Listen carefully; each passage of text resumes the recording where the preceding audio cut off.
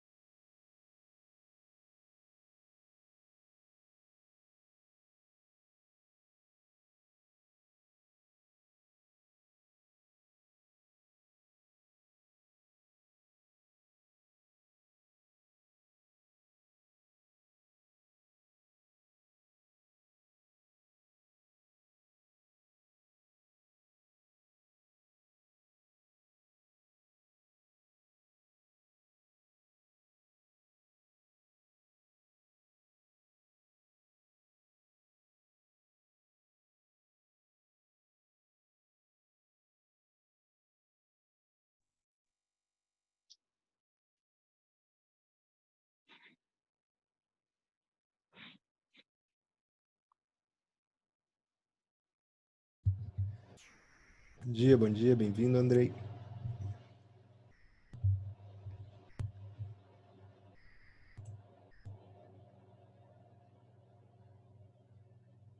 A nossa última aula presencial aqui, né, nos horários de aula. Ainda tenho uma aula para gravar, para enviar para vocês.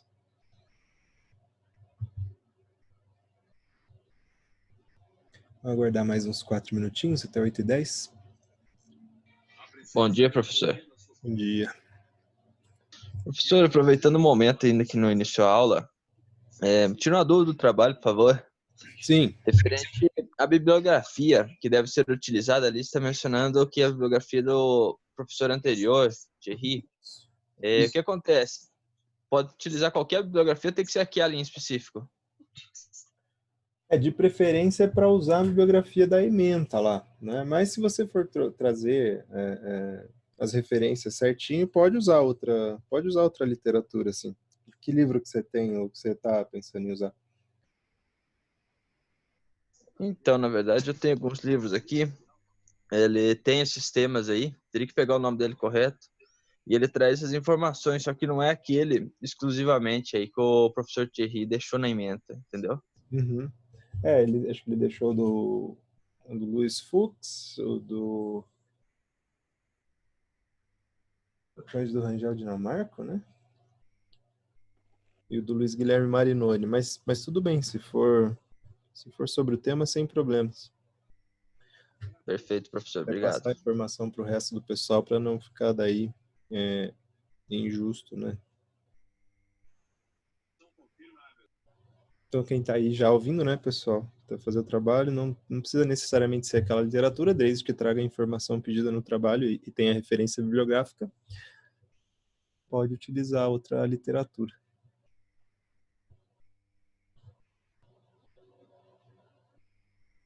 Qual que é o tema do trabalho, professor?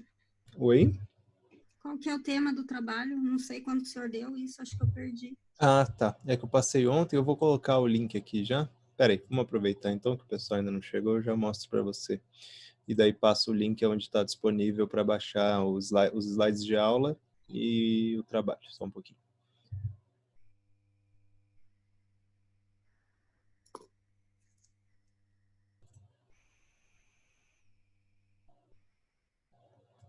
Veja se você consegue ver aí na tela.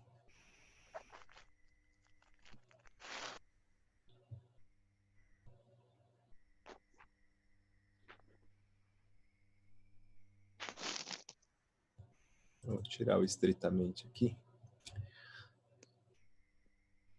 Vou colocar preferencialmente. Consegue ver? Aham, tirei um print já. Obrigada, professor. Aí eu vou deixar aqui o link também já para você. Vou achar ele aqui agora.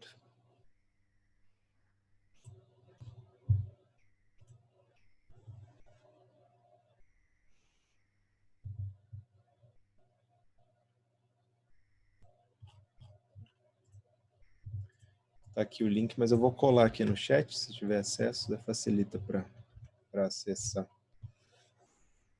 É um link que vai abrir no Google Drive lá e tem os slides de aula e esse trabalho já está lá também.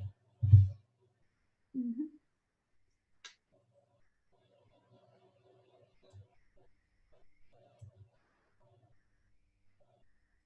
O senhor podia pôr no grupo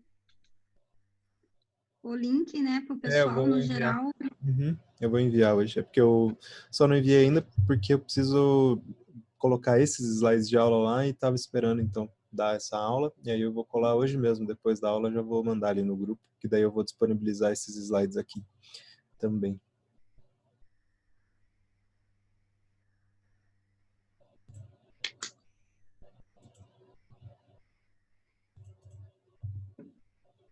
Beleza. Ok. Então, a última aula, pessoal, nós encerramos a parte das decisões do juiz, né, as possíveis manifestações do juiz, os atos processuais que o juiz realiza. Aí então, entramos na questão do tempo dos atos processuais, né, falamos um pouquinho sobre o conceito, né, de o que é o tempo processual, como ele funciona dentro da marcha processual. E eu parei aqui falando sobre o horário, né? Então, o Código de Processo Civil ele prevê, né, que os atos processuais eles devem ser realizados dentro de um certo horário. Isso, né, para atos processuais externos, né? Agora com o processo eletrônico, os atos processuais internos eles podem ser produzidos pelos sujeitos do processo praticamente em qualquer horário, né? O juiz ele não está limitado ao horário de expediente forense, porque se ele está em casa e quer adiantar algum trabalho, né? Ele pode, e acontece comigo, às vezes de madrugada você vê juntada, né, de movimentação no processo, né, 2 da manhã, 3 da manhã, e está lá um despacho do juiz. Isso pode acontecer, não tem prejuízo algum. Né? Agora, para atos externos, né, tem esse horário para ser cumprido, das 6 da manhã às 8 da noite, só atentar, né, que atos que começarem às 8 horas da noite, eles podem ainda ser cumpridos, podem ser terminados, o cumprimento deles, depois desse horário, né? Então, iniciou lá, vamos dizer que o oficial de justiça sai para realizar uma citação às 7h40 da noite, né? E é um endereço um pouco distante, e ele, no meio do caminho, chega na casa da pessoa 8h10, né? Se adiar essa diligência for implicar em algum dano, né, ou for prejudicar essa diligência, né, ele vai demorar muito para intimar, porque vai ficar fora de mão para ele realizar essa diligência em outro horário, ele pode sim realizar esse ato. Então, aqui o importante, né, é observar lá a inviolabilidade do domicílio, previsto na Constituição Federal. Então, um pouco complicado, né, que entra nesse ponto, porque 8 horas da noite já é noite e ninguém pode ser perturbado em sua casa depois desse horário, né? Então, está lá no artigo 5º, inciso 11 da Constituição, o princípio da inviolabilidade do domicílio. Agora, A citação, por exemplo, né, pode ocorrer, inclusive, como exceção, né, em qualquer lugar. Então, se o réu ele está se escondendo, está se ocultando, por exemplo, é possível que essa citação se dê de madrugada, respeitado, né, sempre a inviolabilidade do domicílio, e daí para poder haver essa quebra, né, da inviolabilidade do domicílio, dependeria então de uma determinação judicial para que se possa realizar. Inclusive buscas, etc., por parte policial também se enquadram aqui, a não ser em casos, né, de flagrante delito. Então, aí tem essa possibilidade. Só dou essas informações porque são interessantes, mas para nós aqui, para a matéria, para a prova, etc., o que interessa é saber que é esse horário e que tem que se atentar sempre em proteger esse princípio, né? Em estar atento que não é feito de qualquer maneira, tem uma previsão regulamentando no CPC, inclusive o horário para se realizarem diligências. Tá? Professor, Diga. perdão, se me permite perguntar, Claro. o domicílio, no caso, não necessita ser, pela interpretação, só na residência, né? Não é só a residência. Por exemplo, ele pode ser um trabalho ou algum lugar assim? Não, a princípio é o lar, é a residência. Né? Então, se a pessoa está no local de trabalho, claro, né? Aí é uma questão de violabilidade da privacidade, né? Vai de encontro com a privacidade e não com o domicílio. Tá? Então, inviolabilidade do domicílio é uma coisa, a invasão da privacidade da pessoa é outra, mas não vai ser considerado local de trabalho como domicílio. Tá?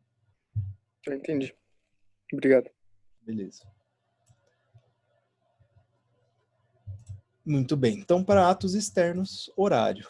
Para os atos internos das partes, né? Então, atos internos das partes é o peticionamento, né? É a juntada de pedidos no processo, e que hoje, né, a grandíssima maioria deles, né, é todo eletrônico. Né? Então, para além aqui do parágrafo 3º do artigo 212, eu coloco ali no slide, mas vamos realizar a leitura aqui. Então, o artigo 212 é aquele que prevê, né, que os atos processuais são realizados em dias úteis, das 6 da manhã às 8 da noite. Tá? Agora, para os atos internos, diz lá o parágrafo 3º, quando o ato tiver de ser praticado por meio de petição em autos não eletrônicos, deve ser protocolado no horário de funcionamento do fórum ou tribunal. Então, se for um processo físico, né, que hoje já é a exceção, né, obviamente dentro do horário do fórum, porque se for peticionar fora do horário de funcionamento do fórum, ele vai estar fechado, você não vai ter acesso ao protocolo. Então, obviamente, né, excluindo aqui, a gente vai ver exceções, o plantão judiciário, né, que daí são para casos de urgência. Em seguida, né, diz aqui o artigo 3º da Lei do Processo Eletrônico que está